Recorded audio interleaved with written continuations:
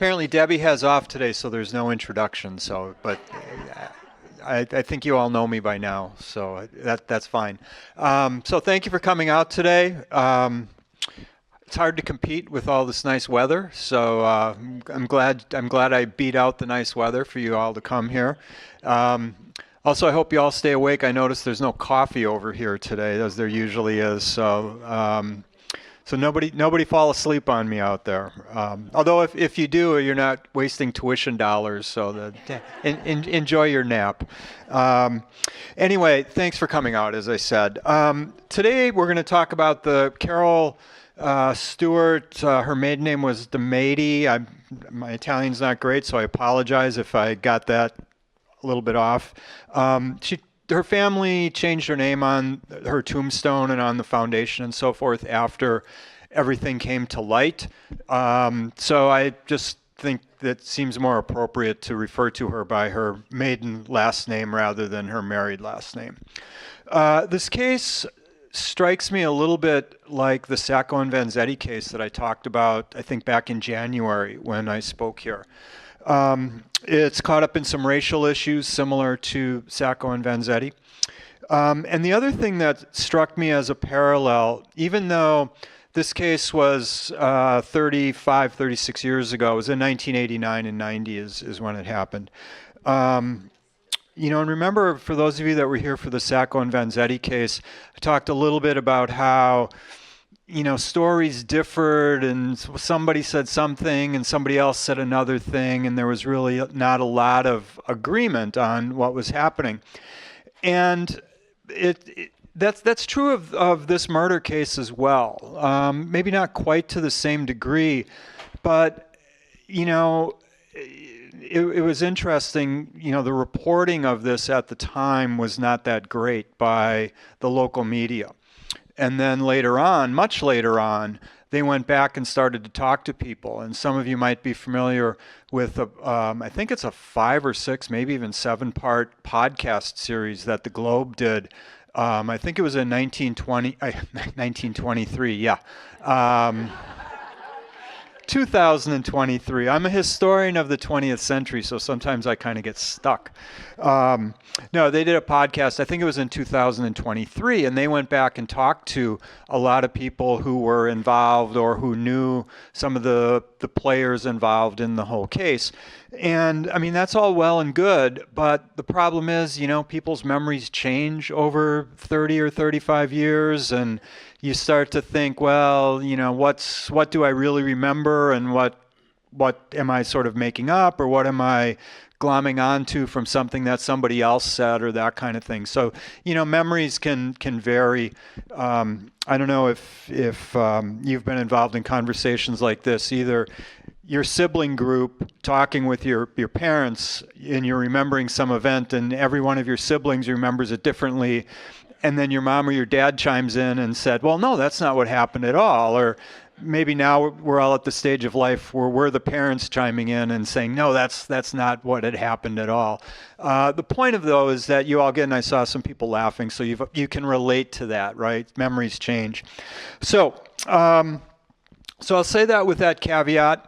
And the other caveat to add is, I'm sure some of you knew people involved in this. Many of you lived in the area at this time, and was much more salient to you than it was to some of us. I didn't live here at the time, so I remember hearing about it. I was in the middle of graduate school. The murder happened right after a massive earthquake in California that killed 60 people. So that was in the news. You may remember that was the year the World Series took a hiatus because it was San Francisco Giants against the Oakland Athletics. And the earthquake killed like 60 people in the Bay Area. So the World Series took about 2 weeks off right when this happened. So there was a lot going on in the country. And this was a horrible tragedy, obviously. But 60 people killed in an earthquake was going to get bigger headlines at least some of the time than this was. So the other thing well, let me begin. Just let me begin now. I'm done with my caveats. So this was troubling on a lot of a lot of levels. And one of the things that made it so troubling was that, Boston had been supposedly, I'm doing air quotes if I weren't holding the microphone, the cradle of liberty, both in the Revolutionary War period and in the 1850s. During the 1850s, there was a law called the Fugitive Slave Act. There's a picture of Chuck and Carol. And in the 1850s, Boston was one of the areas of the country that was pushing back against federal law. And there were a couple of famous cases of runaway slaves who made their way to Boston. Anthony Burns in 1854 and Shadrach Minkins in 1851. And the story, the particulars of each of those stories differs. I don't need to go into them, but in broad brushstrokes, the abolitionists of Boston made sure that those folks got free. And they actually bought, I think it was Burns, they had to buy back out of slavery after he was taken into slavery and then made sure he got to Canada. So Boston had this reputation as being the cradle of liberty. Well, of course, that changed in the 20th century. It really begins to change with something called the Great Migration, which I think I mentioned the last time I was here, pre-Big Blizzard, which began around World War I and continued into the 1970s. And there were millions of African Americans moving out of the South into the North. In the case of Boston, in 1910, that was the last census that was taken before the Great Migration began. There were around 13,000 African Americans living in Boston. By the 1980 census, the last census before the murder took place, there were something in the neighborhood of 130,000 African Americans living in Boston, a little bit less than 130,000, around a 9 to 10-fold increase. That was kind of typical of what was happening. Boston had 9 or 10. That was a lot, but it was way less than Chicago, way less than New York in terms of percentage of African Americans moving into the city. It was about the same as Philadelphia. So it puts Boston into the national context. What that did, however, is it led to the segregation that we talked about in the school segregation cases. It led to redlining, that is preventing African Americans from getting homes in certain areas and other minorities as well. And so it led to a ghettoization of a lot of African American populations in the North, in the U.S. Boston was not unique in this, okay? In very broad brushstrokes, I could be standing up here talking about Chicago or Philadelphia or Detroit or any other major city in the northern United States or the Midwest. So Boston's not unique, but Boston's racism seemed to be much deeper and more divisive than in these other cities. And again, there were plenty of problems in these other cities. I'm not trying to single out Boston by any stretch of the imagination, but it was somewhat worse than in these other cities. And we saw a little bit of that when we talked about the school busing crisis, how Boston got the headlines because it was 2 years of violence, and that had been preceded by a decade or more of the Boston School Committee dragging its feet more so than, say, some of their counterparts in other big cities were doing in that same, the 1960s, that same time frame. So Boston is, in some ways, it's very similar to other cities in that the racism was there, but it was worse in other ways as well. And this goes back, a long ways. Those of you who are native Bostonians or native to this area, if not Boston specifically, I'm sure some of this is repeating for you, but, going back to the 50s, black athletes have complained about Boston. From, Bill Russell in the 1950s, poor guy went on vacation. I think he had a house in Reading. It got broken into and people smeared feces on the wall of it. And this is like, at this time, a 3 or 4 time world champion, one of the greatest ball players of his generation. In 2017 or 18, outfielder for the Baltimore Orioles made headlines, Andrew Jones, when he complained about people screaming racial epithets at him at Fenway. LeBron James, arguably the greatest ball player, certainly of this generation, and one of the best, said that Boston fans are racist as rhymes with truck. And others have said the same thing. And they all say, yeah, we get that in some places, other places too. They're not singling out Boston necessarily, but they are saying the racism is a lot worse in Boston than they experience in other places. And the fact that LeBron James and other current players in the NBA have said that should lead us to believe it hasn't gone away. Okay, it's not something in the past. It's still something very salient, especially to people of color. So all of this helps to set some of the stage for what happens in Boston. I've done enough talks here. You've seen me do these enough to know I very rarely start like right in October of 1989. As a historian, it's always important for me, at least, I think, to understand the context and understand some of what had gone before, rather than just being parachuted into some of these events and then trying to understand them. So that sets a little bit of the stage for us. Another thing that was happening in the late 80s and early 90s, in the 70s into the 80s, that contributed to this was the war on drugs.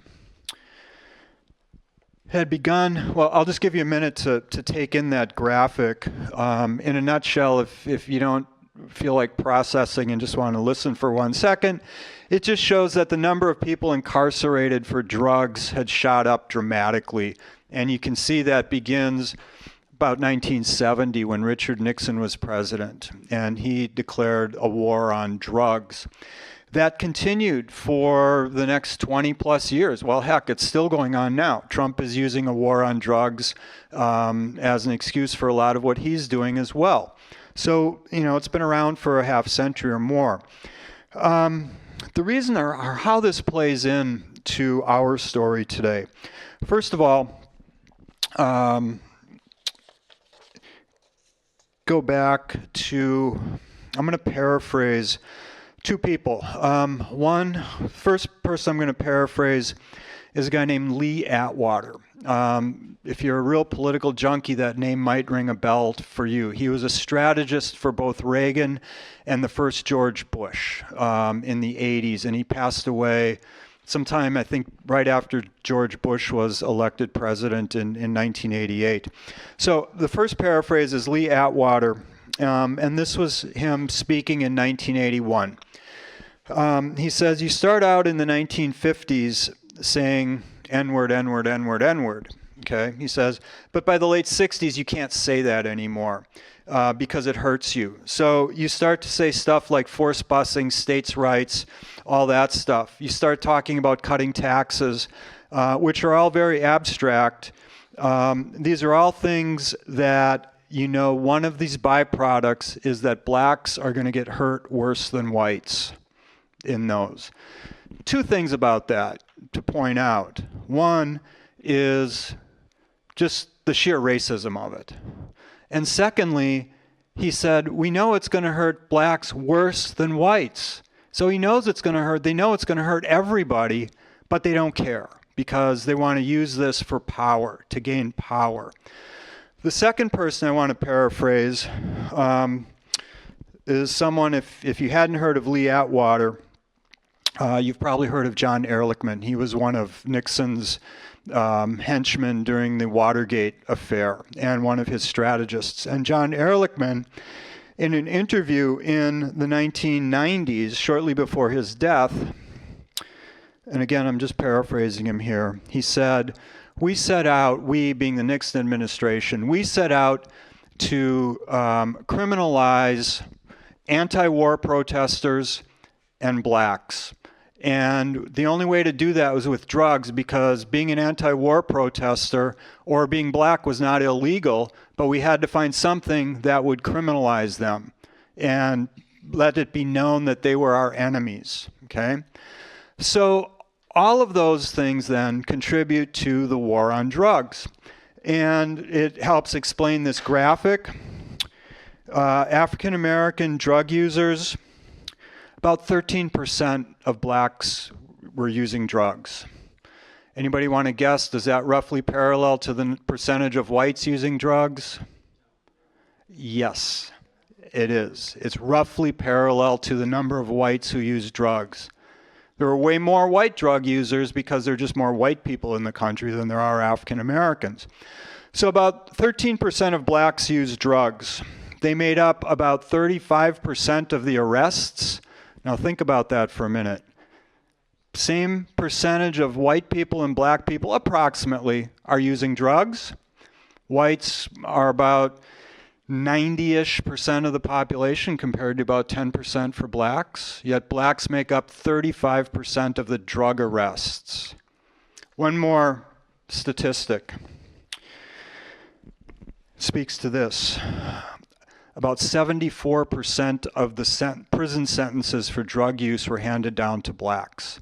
So in other words, whites were getting off on drug crimes way more than blacks were. Blacks were getting punished much worse. There is all kinds of data. I wouldn't be surprised if some of you are out there thinking now he's just a liberal academic and whatever. And if you're thinking that, that's fine. But go look at the statistics. They're out there. And it shows that, you know, if me as a white guy in my late 20s, early 30s, when all of this happened, had been arrested with drugs on me, and a black guy, late 20s, early 30s, arrested with the same amount of drugs, really good chance I'm going to get off pretty lightly, and he's going to end up in prison in all of this. We also had court. I worked in the prison system for a while. The court system had the mandated minimums.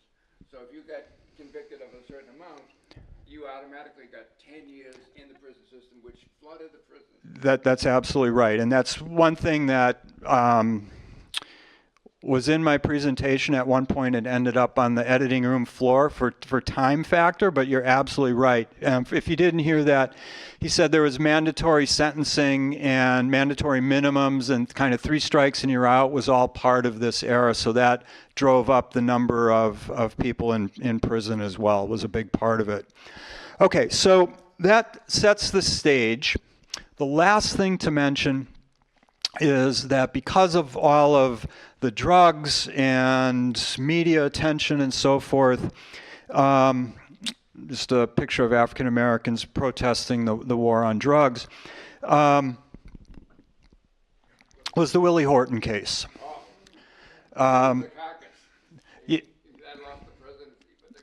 Yeah, well,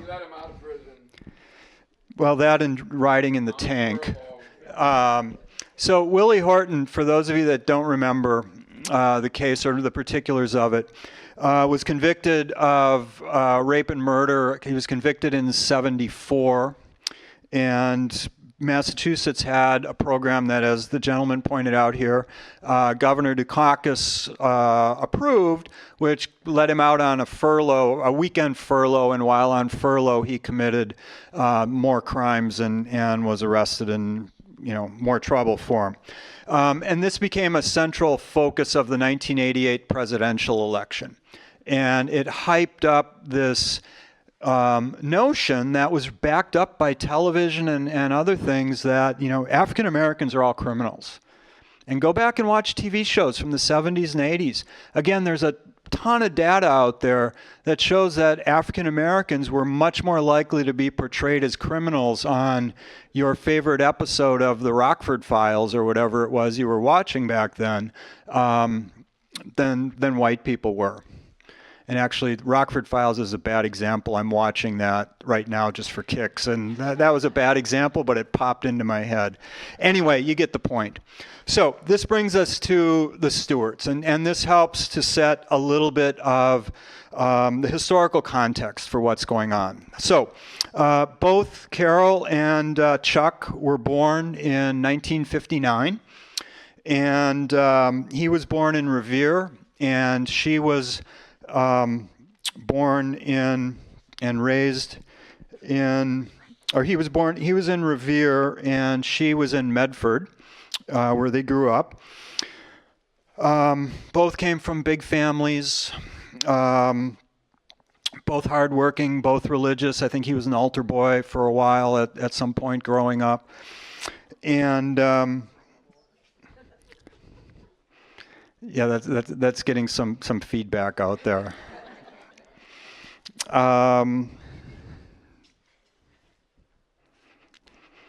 So he went to a tech high school, I believe it was in Wakefield, and studied culinary arts. And his dream was to open a restaurant. And that comes back into our story. He graduated from high school. He went to Salem State for a while. He didn't graduate, but he attended for a while. Later on, it came out this should have been a red flag, and this, obviously, I'm not a psychologist, but this shows the level of just sort of depravity, I guess, for him. Later on, it came out that he told Carol he went to Brown on a football scholarship. Now, the problem with that is, first of all, he didn't go to Brown. But secondly, Brown doesn't have football. So if you're going to lie, at least tell a lie that's hard to get caught in, I mean, gosh, that one's just so easy to get caught in, but that was what he told her. That came out later. So she was a really bright student, grew up in a family that owned a restaurant, and she went to BC and graduated from BC with honors, did very well in class. Some of her professors later on said just glowing things about her and what a wonderful young woman she was. She was apparently kind of very vivacious and outgoing, just the opposite of Chuck, who everybody said was kind of quiet and kept to himself. Seems like the perfect example of opposites attract. She wanted to go to law school. So she applied for law school. She ultimately got in and graduated from Suffolk Law School. In between her undergrad at BC and Suffolk, she took a year off to work to earn money. And this was about 78, 79, somewhere in there. And that's where she met Chuck working at a restaurant. They were both working at a restaurant at that time. They started dating and got engaged in 1983 after she had graduated from law school, and got married in October of 1985. Now, just one little caveat to throw in there. Her dad was also a bartender at the same restaurant, so he knew Chuck as well as Carol, and apparently he rubbed him the wrong way. Just one of those things, like the dad picked up on that he just seemed a little off. Maybe he was just a dad who nobody was going to be good enough for his daughter. Don't know, but he said, something about Chuck just rubbed him the wrong way. Anyway, they got married, as I said, in October of 1985. And for the first couple of years, we're pretty happy. They bought a house. There's a picture of them very happy. They bought a duplex. They lived in one half of it, and they rented out the other half. By this time, Chuck no longer worked in the restaurant business. He worked at a fur store on Newberry Street, and started off as a salesman, and within a couple of years was one of the managers of this fur store, so doing very well for himself. Carol had graduated from Suffolk, as I said, and had gone to work as a tax attorney. And so they were doing very well. About 1987, they bought a bigger house. Chuck was the one who handled their finances and really liked luxury things, liked, the best cars, the best watches, the nice clothes, and all of that kind of stuff. Carol, on the other hand, didn't seem to faze her too much. She was hardworking. and she wanted a family. And like many couples do, probably some people in this room, at some point you sat down with your spouse and said, well, we're going to have kids, but we're going to wait till we get some more money in the bank, or till we get to some point, in the future, we'll have kids, but we're going to wait. And apparently they had that conversation. By the spring of 1989, Carol was pregnant. They were both about 30 at this point. One of them was born in March, and one of them was born in December of 59. So I think she was the March birthday, so she would have been probably just about 30 when she got pregnant, and he was a few months away from turning 30. And this is where the story starts to really digress and head downhill from this point, because as it came out later on, Chuck initially talked to her, tried to get her to get an abortion to end the pregnancy. He said that they were too young to have children at 30. He was also afraid that she would become a stay-at-home mom and not earn the money. I saw someone mouth money out there. Yeah, they wouldn't be earning the money.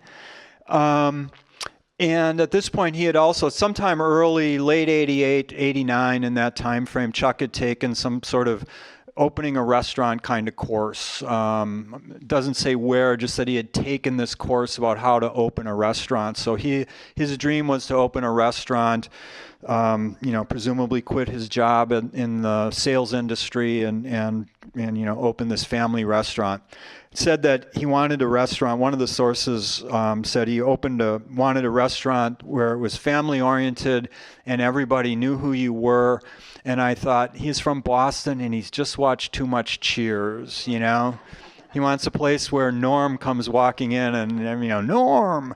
Anyway, as I said before, to get serious again, once she got pregnant, things started to kind of go downhill. First of all, he tried to convince her to get an abortion. She said, no way.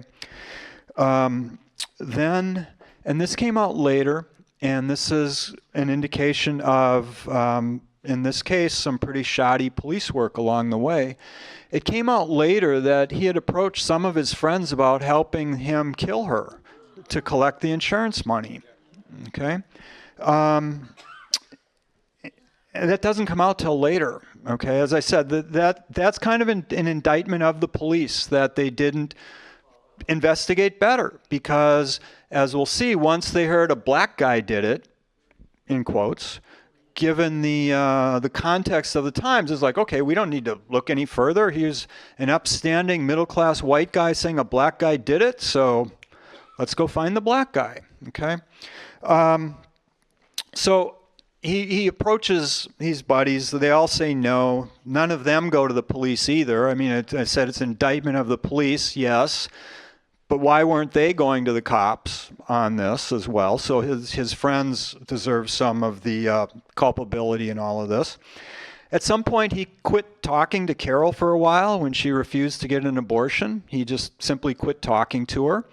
He was what most people would, I think, agree in the early stages of trying to have an affair with a woman at work that he was flirting with and so forth, to the point where later on it came out that some new employees didn't even know he was married. And here he is, an expectant father, but apparently he was flirting so much with this other woman that they just assumed he was a single guy, flirting with another woman. No big deal in their estimation, since they didn't know he was married. So things are tense, to say the least, in the household. The night of October 23rd, 1989, they went to a birthing class at Brigham and Women's Hospital, and they left the hospital after the birthing class. And this is a perfect example of the confusion, the lack of solid answers about some of the reporting. A couple of the sources said they left sometime 8:30-ish, give or take, the hospital, 8:30 p.m., give or take. Another source said that no public record says what time they left the hospital at all. And then a third source says they called in to emergency at 11 o'clock p.m. Other sources say it's not recorded what time they called 911. So that, like I say, that's just an example of kind of how hard it is sometimes to figure out exactly the time frame and exactly what happened. So what we do know is that at some point after dark on October 23rd, 1989, they finished their birthing class at Brigham and Women's Hospital, and they left to go home. Bless you. Don't ever say Gesundheit when you're teaching a Chinese class. I did that. I taught in China for a summer once. Sorry to digress. I taught in China for a summer, and someone sneezed, and I said Gesundheit, and that was it. I had to spend like 15 minutes explaining what Gesundheit meant, and so anyway, one of those things that culturally just didn't work at all. So they left the hospital. Sorry, I promise not to digress. They left the hospital, and the next thing we know is that at some point, not long after they left the hospital, Chuck calls 911 and said, my wife and I have just been attacked by a black man. My wife's been shot. I've been shot. And the 911 operator said, well, where are you? He said, I don't know where I am. I'm lost. So the 911 operator, quick thinking guy, Jerry McLaughlin, or Gary McLaughlin was his name, of course, sends all kinds of cars out. He had approximately, he said, like, we just left Brigham and Women's 10 minutes, 15 minutes ago, whatever it was. So they had at least a little bit of a area to look in. So the 911 guy is telling cars to, start your sirens, turn off your sirens. Now you start your siren, and listening on the phone to see if he could find, where they were just by sort of this triangulation of the sirens. So they find them, and amazingly, it only took about 15 minutes to find them in the city. During that whole 15 minutes, and this was one of those things that later on came out and got investigators and others kind of scratching their heads going, that doesn't make much sense. Chuck never mentioned that his wife was pregnant during the whole time he was on the phone with the 911 operator. Never mentioned that she was pregnant, and he never spoke to her, never said anything at all to her. And later on, this is one of many things that, as it came out later on, seemed kind of suspicious, doesn't seem to make sense, logical sense to many people, but at the time it didn't raise any red flags, if you will. So the police arrive, and that night, a CBS reality show called Rescue 911 happened to be riding with the Boston ambulance folks that night. So CBS has footage of this, and it's some of it's kind of gruesome, but they had footage of it and pictures of it as well. So they go to the hospital, and Carol dies. She's having emergency surgery. She had been shot 3 times in the head. So their baby, whose name they named Christopher, he named Christopher, was delivered through an emergency C-section that night. That his mother died, and Christopher died 10 days, 2 weeks later. He suffered from lack of oxygen, other trauma. They figured that Carol had been without oxygen for at least a half hour. So the baby had no chance, basically, of survival. So Chuck had 2 surgeries. She'd been shot 3 times in the head. He'd been shot in the side. Presumably the right side, if he was in the driver's seat of the car, but I'm not sure. But he was shot in the side.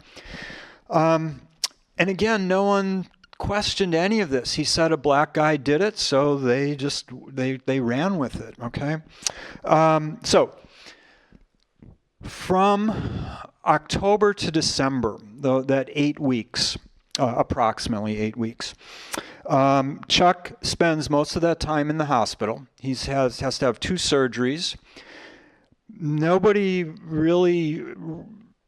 There are no red flags at this point about Chuck yet, although 2 Boston police officers, detectives, visited him in the hospital almost every day that he was there, and they were beginning to get suspicious. Their names were Bob Ahern and Bob Tinlin, were the 2 Boston detectives that visited Chuck almost every day in the hospital. And they started to get suspicious because things just weren't adding up. It just wasn't making any sense. One of the things that they did was they jumped in their cars from Boston and Women's Hospital and drove. They didn't know exactly where he had driven because he said he didn't remember. But they drove to where his car was found on St. Alphonsus Street. Turns out it was less than half a mile from the hospital. Okay, it was only 5 or 6 blocks from the hospital. So the first question they logically asked was, how could he get that lost that fast? Where he didn't know where he was. The second thing that they noticed right away is that there were plenty of street lights there. He had claimed it was too dark, he couldn't see street signs, and so forth. So that seemed to not jibe with what he had told them. And there you see a picture of their car. And the thing that struck me about this picture is this was in Mission Hill, a black part of town, a black part of Boston, I should say. And aside from the detective shining his light in the car, there are no African Americans in that photo at all. The only black person there that I can see, there might be some in the background I can't see, but is the cop who's checking out the car. So how did they get that lost that fast? Why was it so dark that he couldn't see street signs? These are all questions that the 2 Bobs, as they're sometimes called in some of the source material, had. But they were told by their superiors to back off, to not investigate this anymore, because they were calling into question the whole black guy did it theory.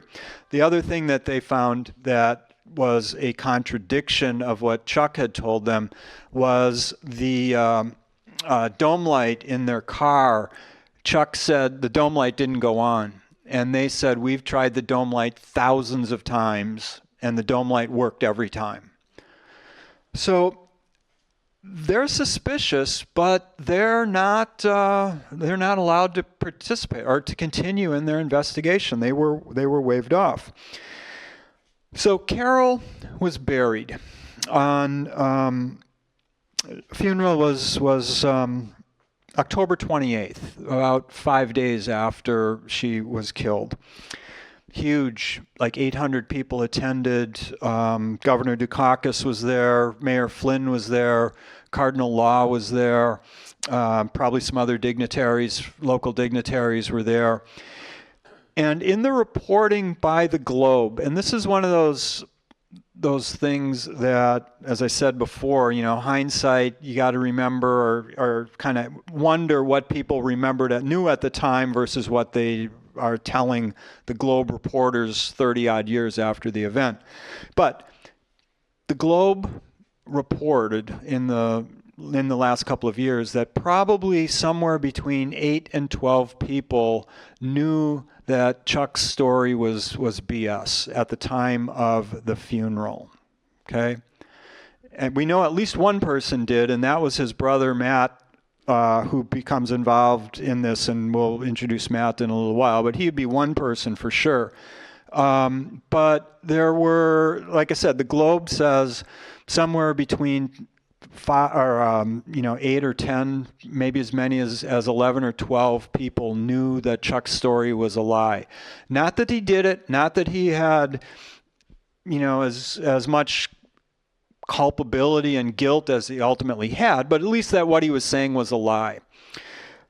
By the new year, the Globe estimates that close to 30 plus people, probably 30 plus people, knew Chuck's story was a lie. 2 months afterwards, in other words, by about Christmas time, okay, estimate that 30 or more people knew that this was a lie. Yet the Boston Police Department was still focused on the black guy did it story. So what happens as a result of the black guy did it story is that the Boston police force comes down very heavy-handedly in the Mission Hills, or Mission, I'm blanking. Not Mission Hills, is that right? Yeah. Is that right? Okay. All right, thank you. For some reason I was thinking that's a suburb of Los Angeles, and anyway, that's also what I get for abbreviating it MH in my notes all the time, is that then I like blank on stuff. Anyway, so Mission Hills, they come down heavy in that neighborhood. One African American who lived there at the time said it feels like we're living in an occupied city. Estimated as many as 150 or more stop and frisk searches happened of any black guy who vaguely fit the description that Chuck gave. And the description that Chuck gave was so vague that, hundreds of men could have fit it. It said, it gave no height, no build. You've all watched cop shows, right? You've seen people giving descriptions. None of those questions were answered. The only thing that they said, or that Chuck said, was, well, he was a black guy and he was wearing a dark running suit, a dark track suit. Doesn't say how tall he is, doesn't say is he overweight, is he skinny, is he heavy, does he have an afro, does he have close cropped hair, does he have facial hair, none of that. Just a black guy wearing a tracksuit, okay, which is about as helpful in Boston as, a white guy wearing a Red Sox hat, right? So they're stopping and frisking dozens, if not hundreds of people a day. Later on, African-American residents claimed that police were conducting warrantless searches, just showing up on their door and entering. Black folks were also claiming that police were following their children to school as a way of harassing them. And continued this for weeks and weeks, and it had the sanction of the city. You can see the quote by Mayor Flynn here, excuse me. I demand the Boston Police Department continue to be extremely aggressive in cracking down on people who are using guns to kill innocent people. It's intolerable. We will use every lawful tool to support our police officers in cracking down on gun-wielding criminals. Okay?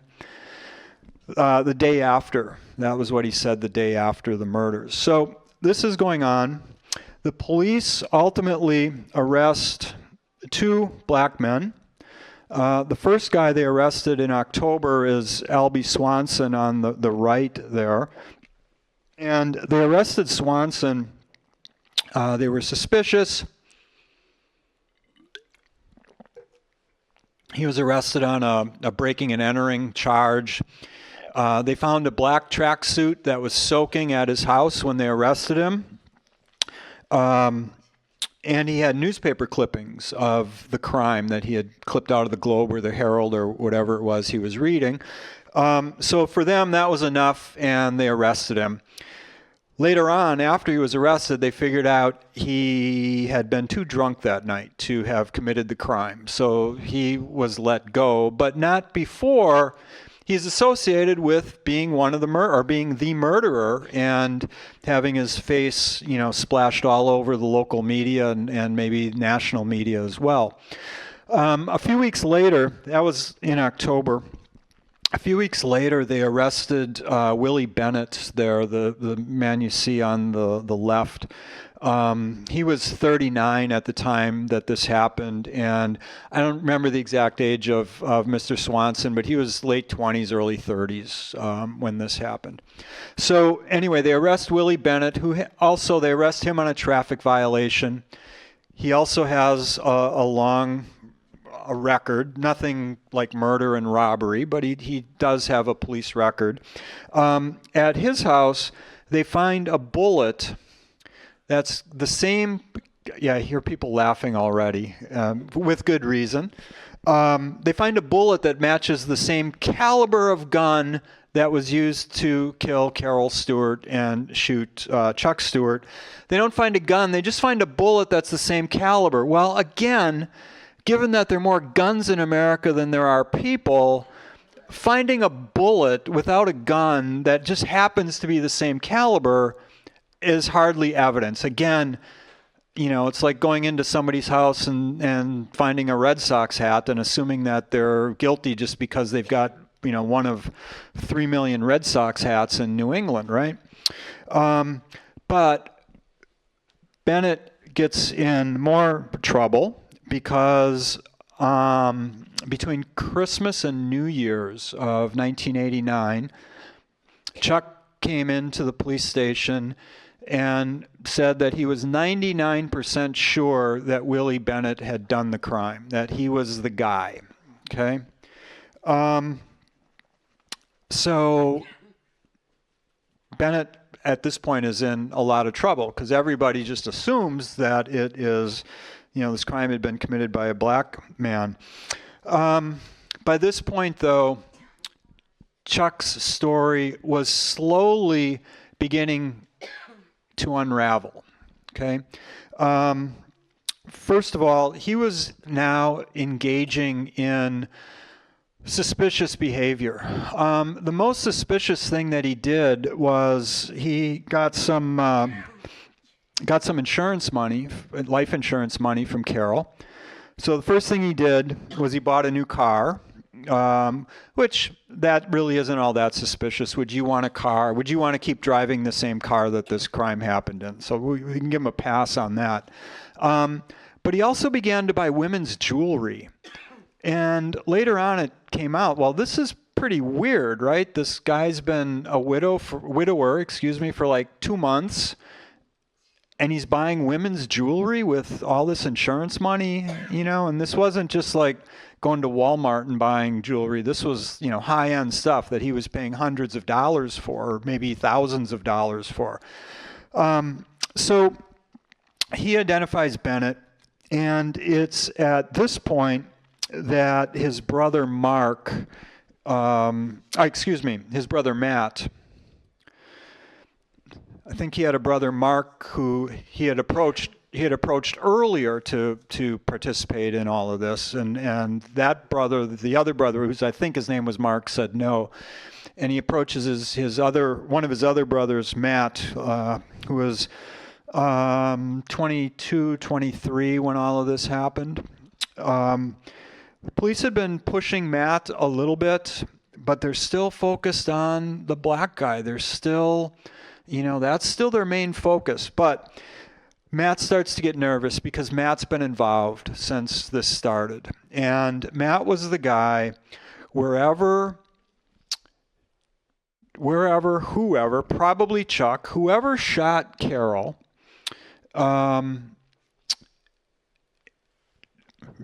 rephrase that. The night of the crime, Carol was shot someplace by Chuck probably, but not sure. And Matt was the guy who showed up by prearrangement. Okay, he had set this up with Chuck. Matt shows up and takes a bag out of the car that Chuck hands him. And the bag contained the gun that had been used for the murders. It contained all of Carol's jewelry and wallet and other valuables that they had on them. Okay, so Chuck gave that to Matt. Matt takes that home to Revere, goes on, I'm not remember if it was a railroad bridge or a car bridge or whatever, but goes on a bridge over, I think it was the Pine River, and gives the bag a heave-ho into the middle of the river. Okay, so it's buried. So Chuck is getting nervous. He doesn't want to get involved in the cover-up. He realizes the facade is coming down, and you know, it's going to end soon. So the rest of the Stuart siblings, and there were 6 of them, so the other 4 siblings convince Matt that he needs to go to the police with what he knows.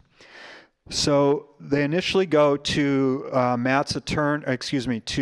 Chuck's attorney, a guy named Jack Dawley, who'd been representing him in this. And I have a friend, Jack Dawley, and I said to him, Jack, did you know that the attorney blah, blah, blah? He said, yeah, I know. I lived in Boston at that point. I got so many phone calls looking for, you know, the attorney, Jack Dawley, and not my buddy, Jack. Anyway, at that point, they go to the attorney. Matt confesses, and the attorney quits because Chuck had lied to him, for one thing, and also he probably wasn't a criminal attorney and realized that at this point Chuck is in deep trouble and he needs a criminal attorney, not Dolly was handling, I assume, the insurance and estate and all of that kind of stuff. So get a new attorney. So at that point then, and this was about January 3rd, 1990, excuse me, January 3rd,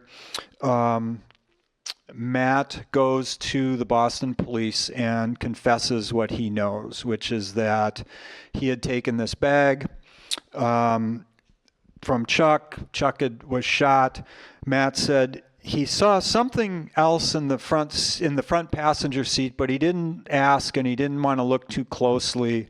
Presumably Carol slumped over, and actually, courtesy of the Boston Post, I think it's the Herald, excuse me, the Herald, there is a picture online looking through the front of the car where you can actually, it's pretty gruesome, which is why I didn't use it, but the Herald printed it afterwards. So he saw the body, but, you know, kind of willful ignorance. He didn't want to ask, didn't want to think about what it might be. And as I said, that he then went and threw the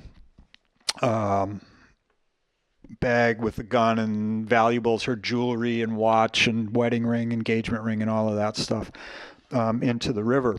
So once Chuck hears that, Chuck goes to the Tobin Bridge the next day and jumps in to commit suicide from several hundred feet above, and you see them fishing his body out there.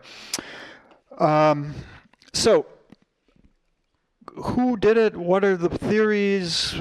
Who's to blame, if anyone's to blame? All of those kinds of questions. Well, it seems pretty clear that Chuck did it to get rid of her, for the insurance money. And he enlisted his brother Matt to help him. As I said, he tried to get one of his other brothers earlier, and went to Matt afterwards. And it's too easy to blame the Boston Police Department for this, for buying into the African American did it. You know, I don't think the word or the phrase confirmation bias existed yet in 1989, 90 when this was happening. But this is a perfect example of confirmation bias, where you hear something that fits into your worldview, so you just accept it right away without really questioning it. The Boston police force deserves a lot of culpability in this. They believed that Chuck's story, and as the investigation continued, there were all kinds of red flags that they should have picked up on. Like there was no physical evidence in the car of a third person being in the car. There was no other fingerprints. There was no hair. There was no clothing fiber. There was no evidence at all of another person in the back of the car. as I said earlier, too, the two Bobs, the detectives, and that's, as I said, how some of the sources refer to them just as the two Bobs, had suspicions, but they were kicked off the case. They were told not to investigate the case. The press deserves some of the blame for this as well. Initially, the first day or two, when they were being told by the police, this is what happened, yeah, that's what they're going to report. We can let them off of the hook for the first day or two, and the TV stations as well, not just print media. But as the investigation continued, they had independent sources. I worked as a newspaper reporter in a town with about 12 policemen, and I had sources in the police department, in this little town for a weekly newspaper. So I know darn well that these reporters had sources in the police department, and they weren't asking the questions that needed to be asked. Like, what physical evidence do you have that it is a black man? They weren't asking those questions. And also, his family and friends deserve some of the blame for all of this as well. If the Boston Post podcast, the Globe, if the Globe podcasts are to be believed, and again, I said those were just a couple years ago, 8 or 10 people knew that Chuck was lying at the time of her funeral, and another 25, making it a total of around 30 plus people knew that he was lying by the first of the year when all of this finally came out. So why didn't the Boston, and I'm just asking this rhetorically, why didn't the Boston police force find out that Chuck had approached some of his friends to bump her off when she first got pregnant? They apparently didn't know that until much later on, okay? So the investigation was not as rigorous and vigorous as it could have been.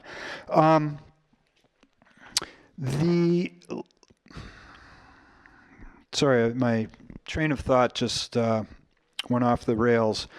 I'm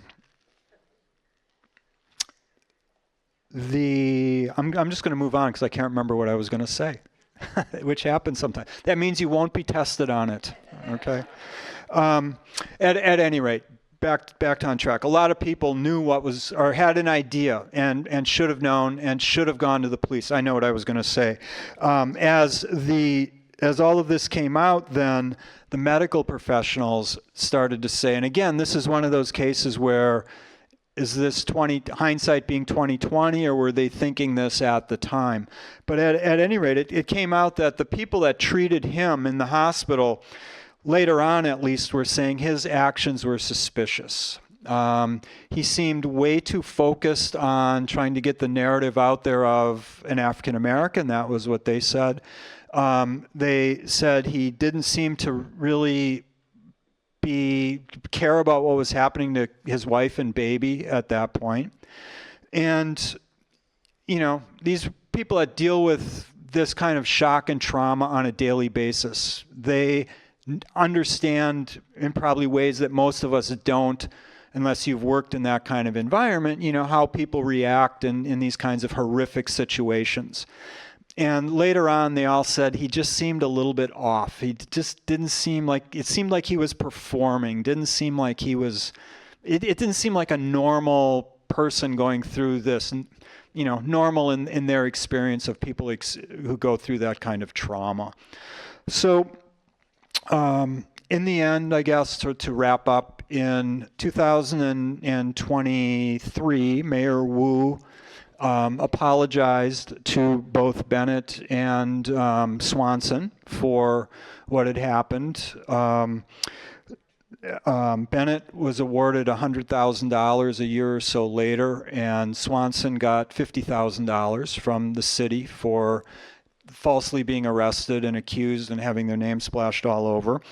I thought it was interesting that no one from the city apologized to them until Mayor Wu did it in 2023. So, approximately 33 years after all of this ended is when the city finally got around to recognizing the injustice, at least that those two guys had experienced. So that wraps up the Carol Stuart. Oh, one last thing: her family created a foundation for her to remember her, and it helps second and third year law students at Suffolk. It's a scholarship for second and third year law students at Suffolk University.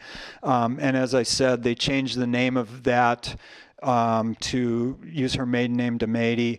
And they also changed the tombstones for the two, for Carol and Christopher. They wiped off Stuart and put on their last name on there. And the other thing I would add quickly, just to wrap things up, is I'm not going to go through what happened to everyone involved in the case, but Matthew, the brother, ended up spending time in prison for this. He went back to prison at some point and died in his late 30s or early 40s of a drug overdose. So that concludes, and I see two hands up already, so we'll go here and then over to you. So that begs the question, wasn't there, my recollection was that Chuck was holed up in a hotel room before he jumped, and my other recollection was that there were allegations that he was connected to drugs. Do you know anything about that? The motel room part of it is what I read, and I read that. His connection to drugs, I did not encounter that anywhere. So again, I'm not, as I've said before, I'm not saying that you're wrong. It's just not anything I encountered. Okay. So yep.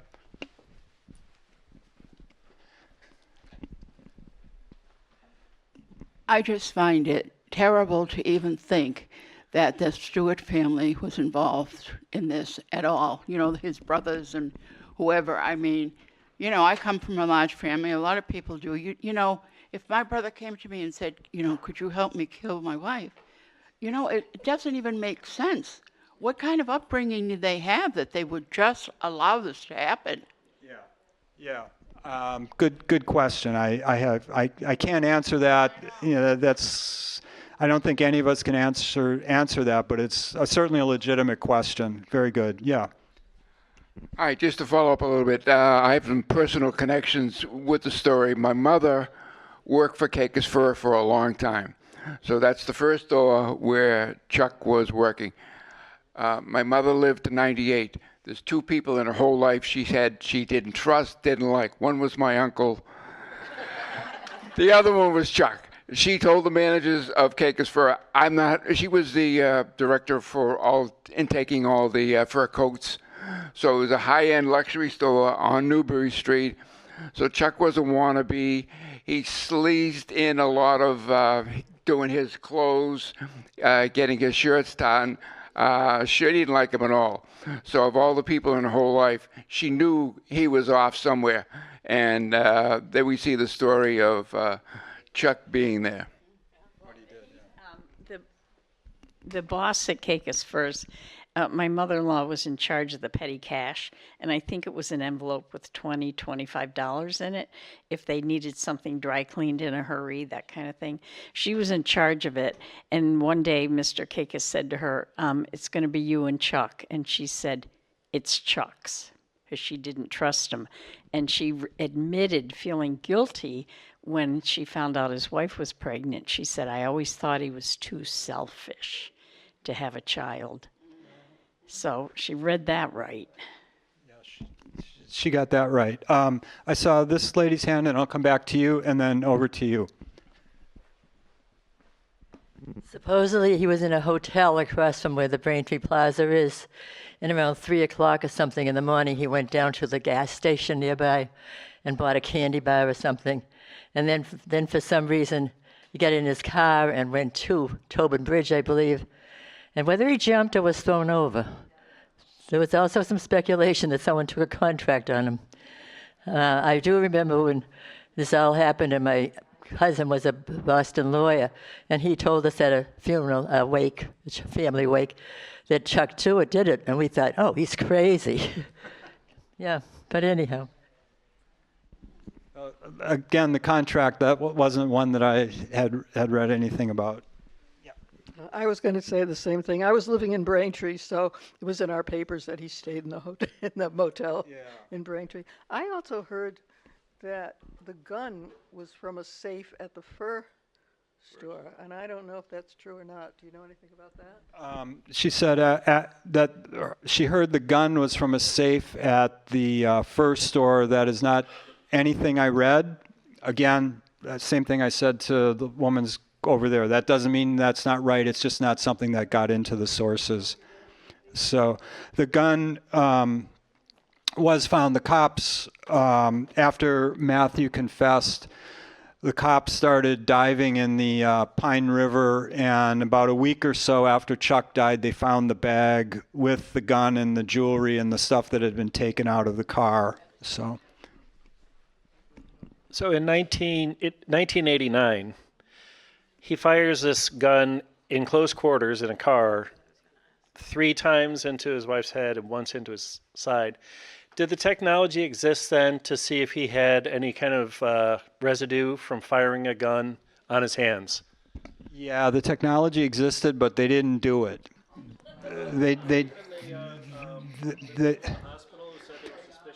That all came out later. At the time, the doctors who did the surgery weren't suspicious. But that's one of the things that came out is the medical people who deal with this kind of stuff on a regular basis said, you know, the fact that she was shot 3 times in the head and he was somehow shot in the side doesn't make any sense. If someone's in the back of the car, and Chuck didn't say he had struggled with them, you could see that if Chuck had said, he shot her and I grabbed the gun and was wrestling trying to get the gun or something like that, because then who knows, you know, where the gun would be pointing, right?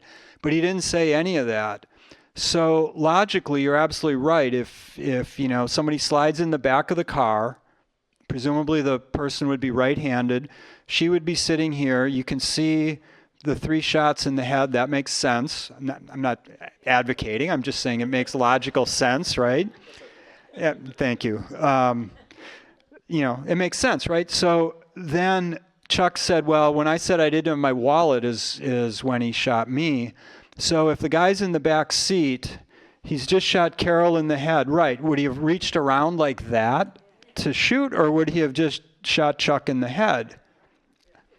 I mean, it makes the most logical sense. I think we would all agree, assuming he was right-handed, is he just would have reached across and shot Chuck in the head and not tried to do this wraparound and shoot him somewhere in the abdomen. And then the doctors later on said, you know, it's fairly easy. This sounds like an absolutely insane statement. I know that. But doctors, ER docs say, you know, it's pretty easy if you know what you're doing to shoot yourself in the abdomen without really hitting anything major. You know, if you know what you're doing. I'm not advocating anybody try. It's one of those statements that, you know, if it was on TV, you would say, don't try this at home. And everybody wants to say, no, you know, no kidding, right? Anyway, they never checked because, you know, they bought into it was a black guy that did it, and he was sympathetic, you know, middle-class white guy. So I see your hand, but I saw another hand over here. Okay. Actually, I saw your hand first, and then back to you. Yeah. I looked up that confirmation bias was first used as a term in 1960. I stand corrected. Thank you for fact checking me. I would stand by the fact that very few people knew what it was outside of probably the counseling, psychiatric, psychology profession until relatively recently. But thank you. I knew that. That's why I said that. Anyway, thank you. This isn't checking you. Thank you. I had a personal friend here in Walpole who was his nurse, and she said he was absolutely charming. He was a handsome guy, and you can see why they fell for the story.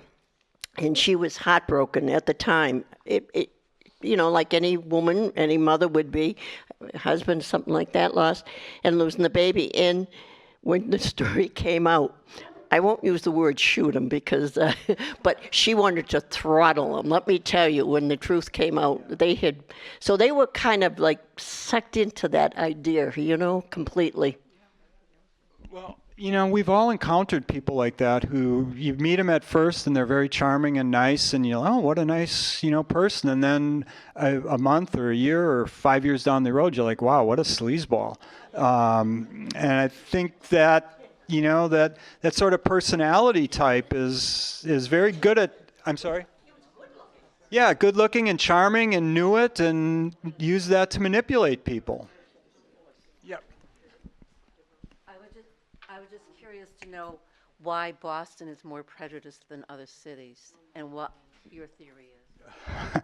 That's the $64 question, right? She said, why is Boston more prejudiced than other cities? And your theories and guesses are all as good as mine. I think part of it is just the ethnic makeup of the city. I think it has something to, and this is not based in fact. This is just kind of based on my surmises of reading a lot of the source material. I think some of it has to do with the high number of Irish in Boston. I think that's a part of it. And other than that, I'm kind of at a loss. It's certainly if you look at the Boston busing crisis, that seems to be the difference is the Irish American community was so big here versus in other cities where busing happened and there might have been flare-ups of violence and discontent, but nothing on the scale of Boston. So that is just my theory. I'm not saying that that's fact. Okay. I'm getting a message that we need to end this. So thank you so much for coming out, and hopefully see you again soon.